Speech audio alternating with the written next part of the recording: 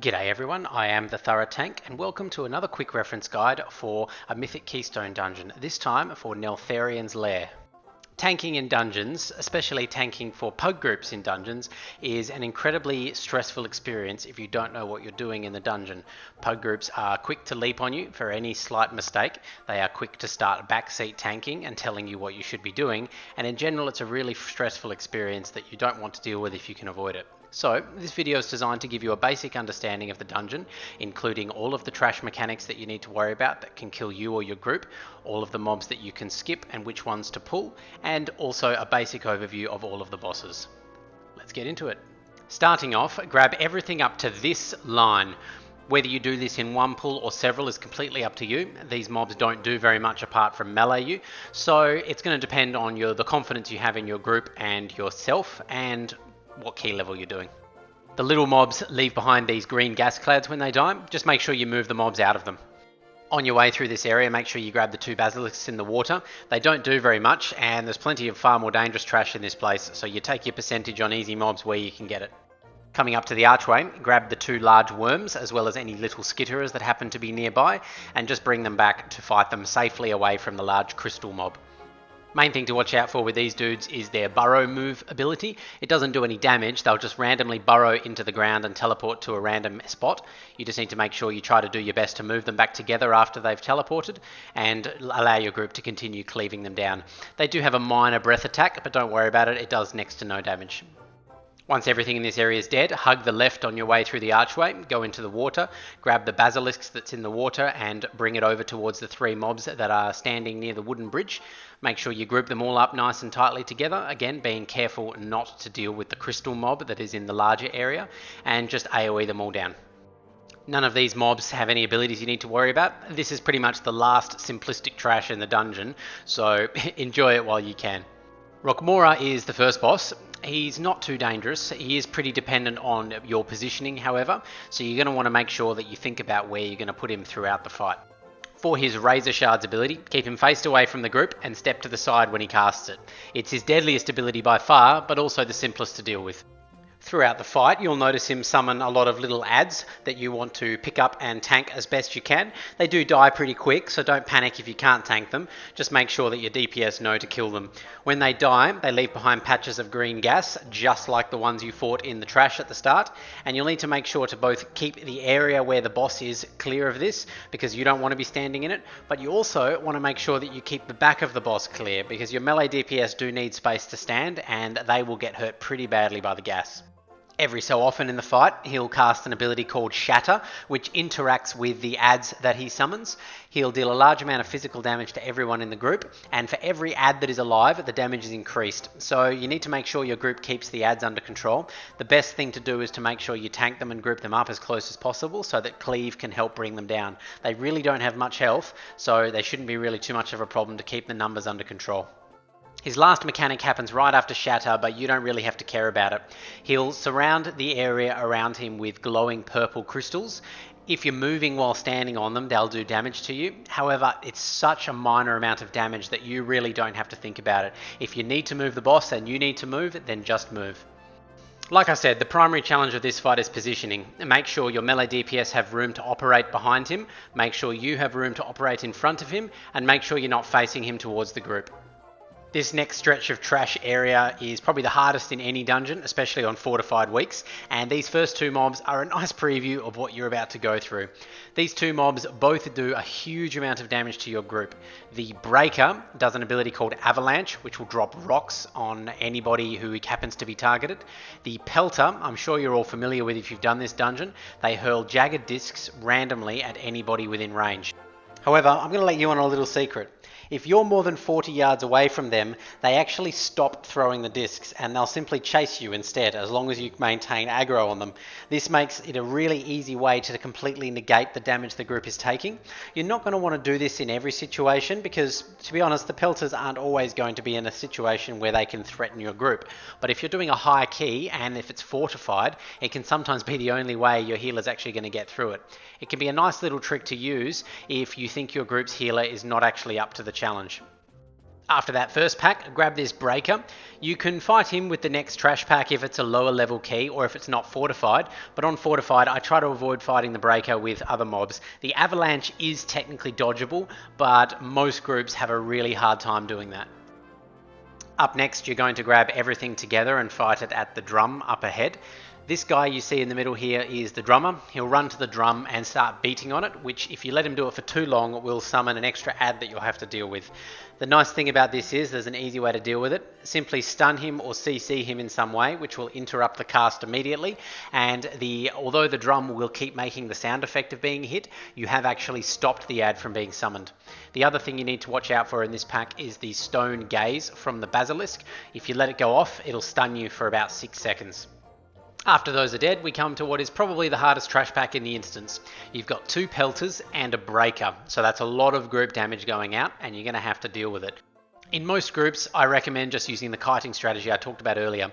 Jump in on top of the pack, have your group burn whatever stuns they have at the start, and build as much threat as you can before jumping away and leaving them to kill the pack. It's the safest way to do it. It is a bit slower as you lose some DPS on it, but it does avoid a whole heap of deaths, and as we all know, when it comes to Mythic Plus, less deaths means a quicker run.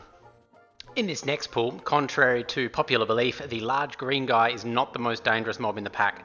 The stone caster is far more dangerous because he can easily kill your group. So make sure that you and your group are interrupting his casts as much as possible. Stone bolt is incredibly dangerous, does a lot of damage. It is important, however, to keep in mind what the big green guy does. He has a very dangerous 1-2 combo. He'll cast Fracture, which knocks you back, and then he'll try to cast Piercing Shards, which does an enormous amount of nature damage in a cone in front of him. You can interrupt this with a stun. Most people you run with will know this, so they'll try to, but if they don't, make sure just in case you point it away from the group. You can survive it, although it will do a lot of damage, but your group absolutely cannot survive it, so make sure he stays pointed away for the entire duration of the fight. Trash in this area isn't anything new, just a few different mobs that you need to kill. There are breakers, pelters, a big green guy, and stone bolt casters.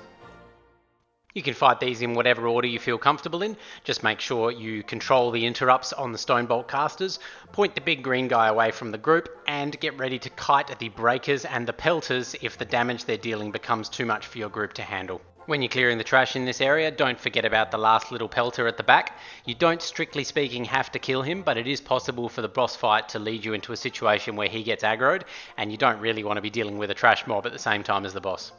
Ularog's a pretty easy fight for tanks. It's a long fight, so your healer will be strained, so make sure you do whatever you can to mitigate the damage. The main damaging ability he'll do to you is called Sunder. You'll need to make sure to have a cooldown up for it when it hits you, because it does hit pretty hard. It hits roughly every 10 seconds or so. You shouldn't need any major cooldowns up, but just make sure your regular active mitigation is ready to go for it.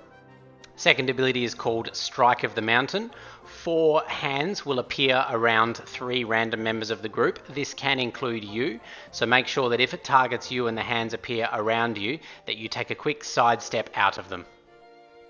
It's a little bit difficult to give you any tips for the hidden phase, where his rocks are shifting around and you have to remember which one is the correct one. The best tip I can probably give is remember the rocks can only go in a straight line. Wherever they start, there has to be a straight line between that and where they end up. So you can generally spot where they're going to end up, even if they do cross over other rocks while they're on the way. While you're killing the correct pillar, rocks do fall from the sky, targeted on members of your group. So if you have melee DPS on the group, make sure you stand at maximum range while killing the pillars so that you don't share the damage from the rocks. His last ability is called Bellow of the Deeps, which will summon 2 bellowing idols, one to his left and one to his right. They'll do damage to the group for as long as they're alive, need to be killed as quickly as possible. It's a pretty inconsequential ability overall. Your group will generally blow them up before you know what to do. But there is actually a really cool trick you can do to make that even a little bit quicker, and if you can pull it off, you'll look very cool. The trick is that the location of the pylons is determined by his orientation when each pylon spawns, not when he finishes the initial cast. So you can actually change where the second one goes by moving him when the first one has already been spawned. With this method, it's actually possible to stack both of them on top of each other, like you're seeing me do here. The general guide is you want to flip him 180 degrees after the first pylon spawns. Easiest way to do this is just to run through him. One more time in slow motion. Wait for the first one to spawn, Flip him around roughly 180 degrees, and the second one should spawn directly on top of the first. It's not a hugely important trick, and it doesn't really help all that much, but on really high keys, the damage from those can be pretty substantial, and every little bit after all does help. And that's Ullarog. He's not a particularly difficult boss, but he does go on for quite a while. You'll generally have to go through multiple submerge phases before you kill him, particularly on high level tyrannical keys, but you shouldn't really have too much trouble killing him overall. After Ullarog, you can just walk straight past the next pack that's on your right. You don't need to worry too much about them, just hug the left as you go around. Take a quick moment here to check your trash kill percentage. You want to be at about 68% here before you head through the doorway on the left.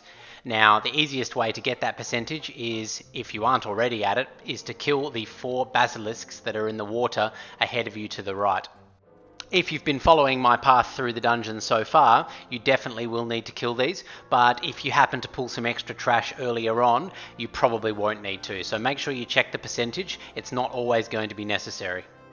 Only one new trash mob leading up to the next boss, the Drogbar Grubmaster.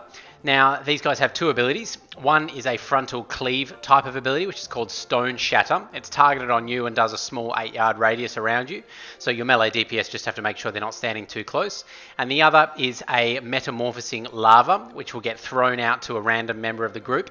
It'll try to transform over 10 seconds. If it successfully transforms, it'll turn into a worm with a poison patch around it. Stunning the lava will prevent the transformation, and once you've stunned it, it won't try and transform again. So, although most people might feel like you need to panic and quickly kill it as quickly as possible, in reality, just hit it with a stun, and then you've got all the time in the world to kill it. The next pack is another Grubmaster and one of the Stone Bolt casters. So focus the caster, make sure you interrupt his Stone Bolt as much as possible to keep your group damage down, and then deal with the Grubmaster the same way. Stun the grub, and then you can just DPS it down at your leisure. Last pull before the boss. This pack doesn't really do anything too dangerous. There's another Grubmaster that you'll need to worry about, and then just a large swarm of little mobs as well. So just have your group AoE them down nice and efficiently, and then finish everything off afterwards. Mechanically, Naraxis is a really simple boss for tanks. In practice, he does hit pretty hard, so on tyrannical weeks or high keys, you're going to want to make sure you are on the ball with your defensives so that you don't have to worry too much about your damage intake being too much for your healer to handle. Apart from that, just move out of the poison clouds as he drops them. Make sure you're not standing in them, as they do a lot of damage, even to you. And it's also worth noting, another stationary boss, as you can see, so don't get too far away from the boss, because if you're not within range, he'll just melee the next closest person who is. The most important mechanic is called Spiked Tongue. Naraxis will use this every time he reaches 100 energy.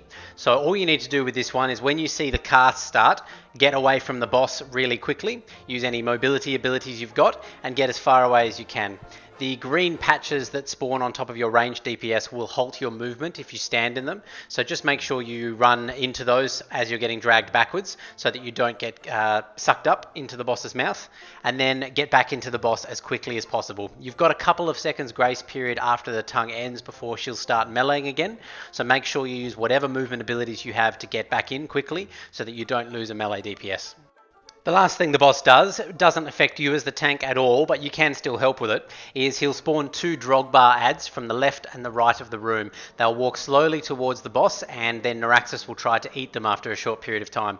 If she manages to eat one, she'll gain damage bonuses, and you'll really have a hard time with that, so make sure that they die. If you have anything like Sigil of Chains, Death Grip, any stuns, anything like that, you can help your group out by stunning them, but really it's on your DPS to make sure that they die. These 2 mobs in front of you here, we're on the home stretch. This one is a Breaker, and then there's also a Demolisher. The Demolisher is just going to try to transform at 80%. He'll try to turn into a Golem that will fixate on a random member of the group and just chase them and try to melee them. You don't really have to worry too much about this. Even if he gets the transform off, you can just use some stuns and slow him down. And the Breaker is just the same as the previous mobs with the Avalanche ability. These Scorpion mobs are tough, but they're mostly a challenge for your healer. Make sure you face the mob away so that its frontal Ember Swipe doesn't hit any of your melee DPS. And if you have any stuns, use them to interrupt the Frenzy cast. If he gets the Frenzy off, it'll increase his damage to the rest of your group for a short period of time, so preventing that is always helpful. Apart from that, it's really just a challenge for your healer to make sure they keep the members of your group alive. In these last two packs before the boss, each one has a Scorpion and a Trapper. The Trapper works just like a Pelter. It hits the members of your group, but it also has a spell called Bound, which will stun you if it gets off. It's about a 5 or 6 second stun, so it's really important that you get the stun off. Just make sure that either you or someone else is watching for that spell. And apart from that, you just want to make sure that your healer keeps on top of this. The group damage is pretty heavy with both the Trapper and the Scorpion alive. Sometimes, if you want to take it safe, it can be a good idea to CC the Trapper and kill the Scorpion and the Trapper separately. This is obviously a bit slower, but if you get to this area with a bit of time up your sleeve, it's a nice thing to do to make things a little bit safer and just ensure that you don't have any unexpected deaths. And lastly, we come to Dargrul. He's not a difficult boss, but it's usually a really long fight, especially on a tyrannical, so there's a lot of opportunities for people to mess things up and wipe you. The most important mechanic for you as the tank is the Landslide and Molten Crash combo. He'll start off with the Landslide, which is a short cast ability, which will then deal a wave of spikes directly towards you and knock you back a short distance. Then he'll follow it up with Molten Crash. You need to put up your active mitigation for this ability. Here's the list of abilities that work for different tanks. If you don't have the active mitigation up when it hits, you'll get knocked 30 or 40 yards backwards, which is really problematic because positioning is very important in this fight. On top of that, it also does a large amount of fire damage. So if you're a class where your mitigation does not have any inherent magical protection, like Demon Hunter with Demon Spikes or Warrior with Shield Block, make sure you use another cooldown on top of that to help reduce some of that damage. His next ability, which isn't too much for you to worry about, is called Crystal Spikes. He'll put an orange circle among a random member of the group, usually ranged or healers, and spawn a wall of spikes on their location. Anyone who's standing on it will get knocked back. Apart from that though, the spikes are important for what they do for his next mechanic. The ability is called Magma Sculptor, and he'll summon a rock golem, which will fixate on a random member of the group. It'll never fixate you, it'll always be one of your DPS. What they'll need to do is kite it into one of the rock walls. When it hits it, it gets stunned for a short time and takes double damage. So this is when your group needs to do all of the damage to it and get it down before the stun wears off. If they don't get it down on the first cycle, they can kite it into a second crystal wall, but make sure they only ever use 2, because you only get 3 per cycle and you need the last one to deal with one of his biggest abilities. When his energy bar fills up, he'll start casting Magma Wave. While this is going on, your whole group needs to be safely behind one of the rock walls. Make sure that you're not just behind it, you make sure it is between you and him. It is possible to get into some awkward positions where it looks like you're behind the wall, but you're actually not. There is one very cool trick you can use to make your group's life with the Magma Sculptor a little bit easier. When he summons the golem, it will always appear directly to your right or the boss's left. This is not random, it appears this way every single time. So you can use this to do some cool tricks involving taking the load off your group. When the Magma Sculptor is due, position yourself so one of the rock walls is to your right and it'll spawn directly into it. It'll apply the stun and the damage bonus buff immediately, and you won't have any problems dealing with it from there. This is a good thing to do in pugs because you're always bound to run into people who don't know that you're supposed to kite the guy into the rocks, and it just makes things a little bit safer if you can take the edge off for them. On top of that, there are a lot of groups who probably don't know you can do this, so on top of all the physical benefits, you also get the benefit of looking really cool because you're doing something that not everybody knows about. Lastly, keep an eye out for the patches of fire ground that appear throughout the fight. They appear at the end of every magma wave. He'll drop one at his feet when he finishes it, so just make sure you move him off it when it's time. Apart from that, that's all there is to Dargrul. Like I mentioned, not a particularly difficult boss, does go on for quite a while though, so keep in mind the cycle of abilities. Every cycle will have 3 crystal spikes, 1 golem, and will be capped off with a magma wave, with his tank busting ability landslide combo coming in between those. So just make sure you're ready for everything as it comes in order, and you'll have no problems with this boss. And that brings us to the end of another quick reference guide, this time for Neltharion's Lair. I hope the info in this guide has been useful for you. I hope you've learned a couple of things that maybe you didn't know before, and I hope it's helped you feel a little bit more confident in jumping into the group finder and finding a group for this dungeon. It's one of the easier dungeons on tyrannical weeks, but fortified it can be particularly difficult. So definitely keep that in mind when you are looking for a group, and good luck out there.